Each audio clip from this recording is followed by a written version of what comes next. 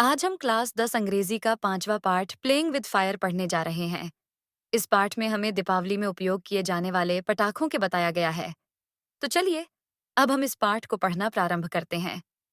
हमारे भारत में यूं तो कई त्योहार मनाए जाते हैं। उन सभी त्योहारों में से हम सबका पसंदीदा त्योहार दीपावली होता है। दीपावली को उत्तर भारत में दिवाली के नाम से भी जाना जाता है।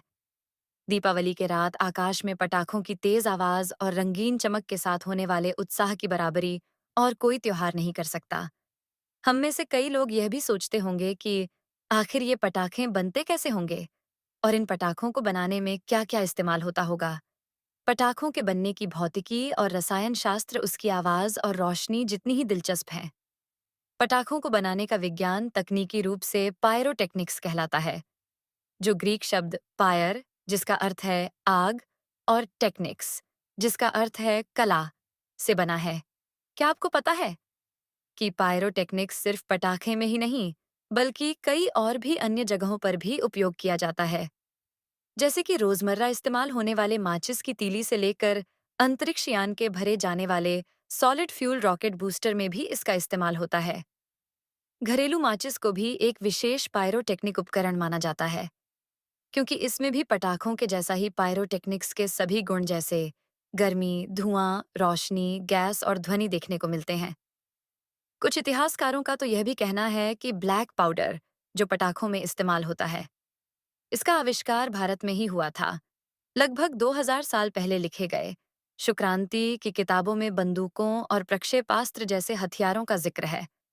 हालांकि चीनी भी आमतौर पर पायरोटेक्निक्स के अग्रणी माने जाते हैं।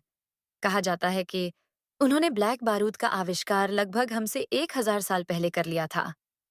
इस ज्ञान को पश्चिमी देशों तक पहुंचने में लगभग 200 साल लग गए। ईसवी सन 1242 में जब एक अंग्रेज भिक्षु रोजर बेकन ने पटाखों में इस्तेमाल होने वाले काले बारूद का फार्मूला बताया, पर उन्होंने इसे खतरनाक पदार्थ मानकर इसे गुप्त भाषा में लिखा था, ताकि कोई इसका गलत उपयोग न कर सके। काले बारूद या गन पाउडर का मूल फार्मूला तो सदियों से चला आ रहा है, जो पोटेशियम नाइट्रेट, चारकोल और सल्फर का मिश्रण है। वजन के अनुसार इनका अनुपात लगभग 75:15:10 होता है। यह लगभग एक पर्याप्त मिश्रण है, जिसमें कोई सुधार या बदलाव की आवश्यकता नहीं है। विशेषज्ञों का कहना है कि यह शायद एकमात्र रासायनिक उत्पाद है जो आज भी उन्हीं प्राचीन अनुपात और निर्माण तकनीकों का उपयोग करता आ रहा है, जितना कि पहले होता था। हालांकि आधुनिक रसायन विज्ञान के विकास के कारण पटाखों में प्रकाश और रंग का उपयोग आम बात हो गया है। पिछले कुछ सदियों में एल्यूमीनियम, मैग्नीशियम और टाइटेनियम की खोज हुई है, जो कि और भी अधिक उच्च तापमान पर जलते हैं एवं चमकीली रोशनी उत्पन्न करते हैं। इसके उपयोग ने पटाखों की चमक को अनोखे ढंग से बढ़ा दिया, और अभी हाल में रंगों की खोज भी हुई है। पटाखों में उपयोग किए जाने वाले इन प्रमुख रंगों का उत्सर्जकों की पहचान दशकों के शोध के बाद हुई। ये रंग दो तरीकों से बनाए जाते हैं, ल्यूमिनेसेंस और इनकैंडेसेंस। जब किसी पदार्थ को अत्यधिक गर्म किया जाता है, तब उसमें से इनकैंडेसेंट प्रकाश उत्पन्न होने लगता है, जिससे वह चमकने लगता है। जैसे जैसे यह गर्म होने लगता है, गर्मी के कारण पदार्थ चमकने लगता है। इन पटाखों में से पहले इंफ्रारेड, फिर लाल, नारंगी, पीला और सफेद प्रकाश निकलने लगता है। पटाखों के तापमान को नियंत्रित कर इसके धात्विक पदार्थों की चमक को वांछित रंगों में बदलकर अपने इच्छित समय पर प्रकट किया जा सकता है। किसी भी पटाखों के पीछे का यह सिद्धांत है कि जब ईंधन गन पाउडर को गर्मी दी जाती है, तो यह ऑक्सीजन का उपयोग करके जलने लगता है। इसलिए ईंधन को कसकर जोर से पैक किया जाता है, ताकि इसके अंदर गर्मी बनी रहे। यह काफी तेज शोर उत्पन्न करता है। पटाखों को बनाने का तरीका बहुत सरल होता है। इसके लिए कई कच्चे माल, जैसे ईंधन, बाइंडर्स, ऑक्सीडाइजर, जलने के लिए और कुछ अन्य सामग्री की आवश्यकता होती है। इन सामग्रियों को पीसकर और अच्छी तरह मिलाकर एक मशीन में डाला जाता है, जिससे यह लंबे रोल्स या स्ट्रिप्स के रूप में निकलते हैं। इसके बाद इन्हें गत्ते या पुराने अखबार में फ्यूज के साथ लपेटा जाता है। पटाखों का सबसे बड़ा खतरा यह है कि यह आग से संबंधित है।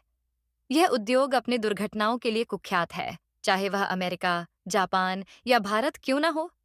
मिश्रण को ठंडा और सूखा रखा जाए तो यह नियंत्रित रहता है, लेकिन यदि गलती से इसे कहीं से भी गर्मी, अत्यधिक घर्षण, चिंगारी या झटके मिल जाए, तो यह आग पकड़ सकता है।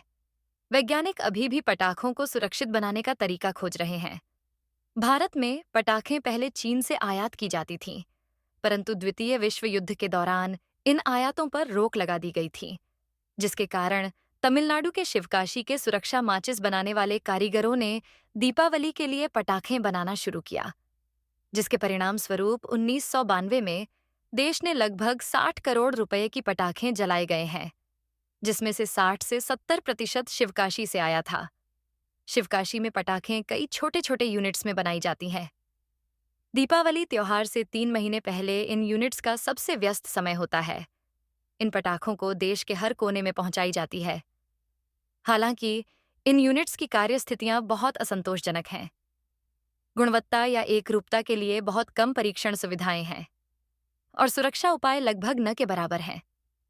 यही कारण है कि हर साल शिवकाशी में दुर्घटना की खबरें सुनने को मिलती हैं। पटाखों को बनाने की जानकारी प्राप्त करना बहुत कठिन है, क्योंकि यह किसी को बताना सुरक्षित नहीं माना जाता। केवल कुछ विश्वसनीय व्यक्तियों को ही इस कला की जानकारी दी जाती है। कई देशों में तो व्यक्तियों को पटाखों का उपयोग करने की अनुमति नहीं है। केवल सामुदायिक प्रदर्शन के समय, वो भी खास विशेषज्ञों की मदद से और विशेष रूप से आयोजित किए जाने की अनुमति होती है। इन प्रदर्शनों में सुरक्षा का पूरा ध्यान रखा जाता है। हालांकि भारत में बच्चों को पटाखों को जलाने की अनुमति है, इसलिए कुछ सुरक्षा नियमों का पालन करना भी आवश्यक होता है। पटाखों को सुरक्षित रूप से संग्रहित, संभालना और जलाना चाहिए। उन्हें कभी भी आग, गैस सिलेंडर या हीटर के पास रखना या खोलना नहीं चाहिए। पटाखे जलाते समय लंबे, ढीले या नायलॉन के कपड़े नहीं पहनने चाहिए। पटाखों में मौजूद पाउडर जहरीला होता है। उन्हें कभी भी अपनी जेब या हाथ में खुला हुआ नहीं रखना चाहिए। इसके अलावा पटाखों को कभी भी घर के अंदर नहीं जलाना चाहिए। पटाखा जलाते समय उसके सामने कभी भी नहीं झुकें। पटाखों का उपयोग कभी भी लोगों को डराने के लिए न करें। सावधानी के बावजूद भी यदि आप पटाखों से जल जाए, तो तेल या मरहम लगाने के बजाय सीधे डॉक्टर के पास जाएं। सोच विचार और सावधानी के साथ हम अपने इस पसंदीदा त्योहार को और अधिक सुरक्षित बना सकते हैं। चलो बच्चों, अब हम इस पाठ के शब्दार्थ पढ़ेंगे। क्रैकर्स, पटाखे। बैंग, तेज आवाज निकालना। प्रोड्यूस, उत्पन्न करना। मेटालिक, धातु संबंधी। साउंड, आवाज। MIT, प्रकाश या ऊष्मा बाहर निकालना। थ्रो आउट लाइट और हीट, रोशनी या गर्मी निकालना। पायरोटेक्निक्स, आतिशबाजी बनाने और उपयोग करने की कला। डिवाइस, उपकरण, साधन। वेपन, हमला या रक्षा में प्रयोग किया जाने वाला साधन। इंक्लूड, किसी चीज को शामिल करना। प्रिंसिपल, मूल नियम, कानून, सिद्धांत। शटल, रॉकेट या ऐसा वाहन जो दो स्थानों के बीच आना जाना करता हो। हिस्टोरिक, इतिहास में प्रसिद्ध या महत्वपूर्ण ऐतिहासिक। हिस्टोरिकल, ऐतिहासिक। हिस्टोरियन, इतिहासकार या इतिहास का अध्ययन करने या लिखने वाला व्यक्ति। वेपन, हथियार या युद्ध में उपयोग किया जाने वाला साधन। अग्रदूत, पायोनियर, नए विचारों या विधियों को विकसित करने वाला व्यक्ति। सब्सटेंस, पदार्थ या विशेष प्रकार की सामग्री। ब्लेंड, संयोजन या मिश्रण। रेशियो, अनुपात, दो या अधिक चीजों के बीच गुणवत्ता, मात्रा या आकार का संबंध। प्रोपोर्शन, अनुपात। इनकैंडेसेंट लाइट, गर्मी से उत्पन्न होने वाली रोशनी। ल्यूमिनेसेंस, धुंधली चमक या मंद प्रकाश। डिस्कवरी, खोज, पहली बार कुछ खोजने की कला। इन्वेंशन, आविष्कार या नई चीज बनाना। डिकेड, 10 वर्षों की अवधि या दशक। फ्यूल, ईंधन। रॉ, कच्चा माल। बाइंडर, वह पदार्थ जो चीजों को आपस में जोड़ने के लिए उपयोग किया जाता है। इंग्रेडिएंट्स, सामग्री या उत्पाद बनाने में प्रयुक्त वस्तुएं। नोटोरियस, कुख्यात या विशेष रूप से किसी बुरी चीज के लिए प्रसिद्ध होना।